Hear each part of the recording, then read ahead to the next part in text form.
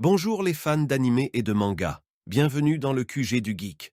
Aujourd'hui pour Halloween, nous allons parler de yokai. On se retrouve après le générique.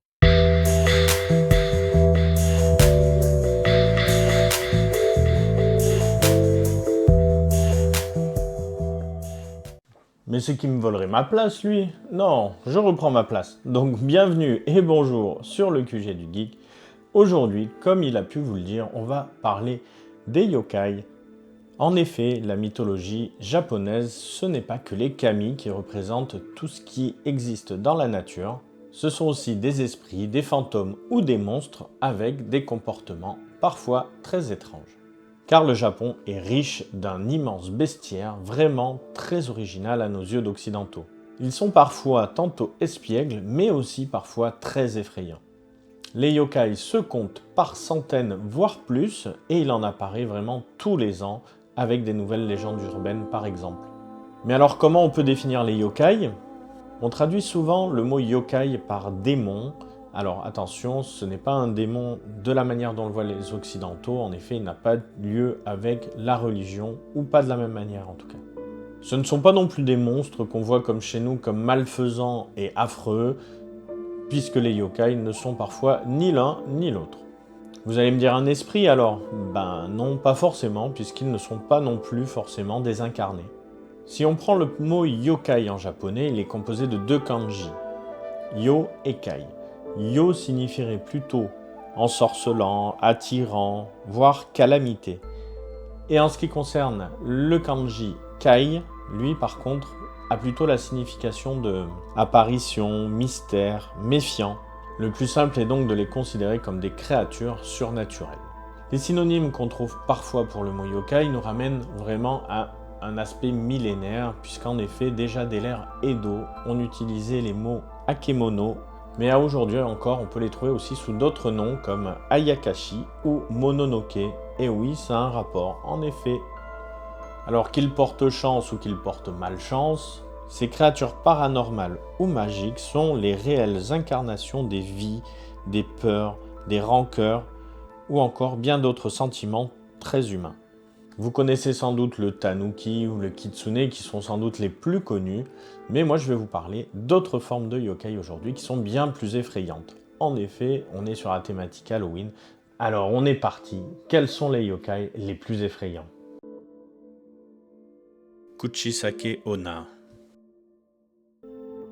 À première vue, en croisant ce yokai, vous aurez l'impression de croiser une dame ordinaire qui porte soit un masque, soit un éventail devant la bouche. Il s'agit en réalité d'une dame qui a été mutilée et qui revient pour se venger. Elle vous demandera alors si vous la trouvez belle. Si vous lui dites oui, elle enlèvera son masque et apparaîtra alors une cicatrice allant d'une oreille à l'autre et une bouche complètement sanglante. Et si vous lui répondez non, elle vous mutilera de la même manière. Mais pire encore, si vous lui dites qu'elle est belle après avoir vu son visage, elle vous laissera partir et vous retrouvera plus tard pour vous tuer. Quoi qu'il arrive, vous ne vous en sortirez pas. Akamanto, le manteau rouge.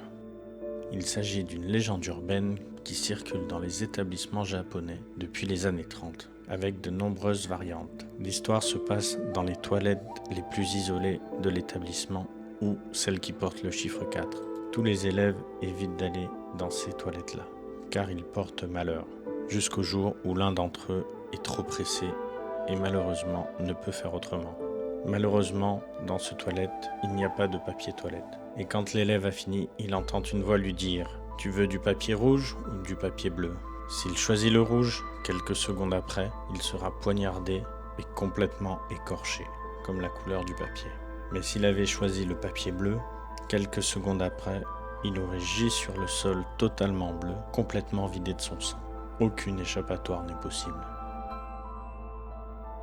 Le Kurobozu.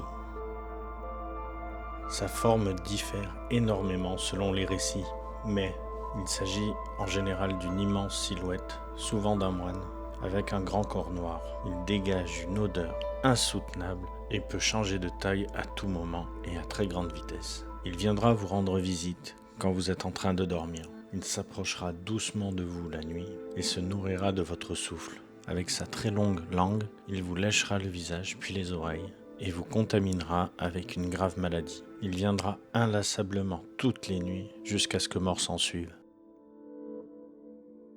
Rokurokubi. Certains des yokai sont particulièrement vicieux.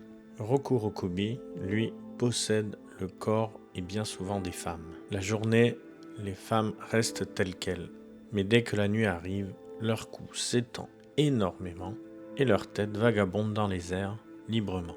Elle prend particulièrement plaisir à effrayer les gens et se nourrit principalement de petits animaux. Mais parfois leur prend l'envie d'aller sucer l'énergie vitale des hommes et des femmes. Cette fois-ci, une chance s'offre à vous de survivre. Il faut les reconnaître. Et pour ça, il faut regarder leur cou, car elles possèdent en cet endroit une veine bleue qui vous sauvera. Teke Teke. Sans doute un des yokai les plus connus, mais surtout les plus dangereux.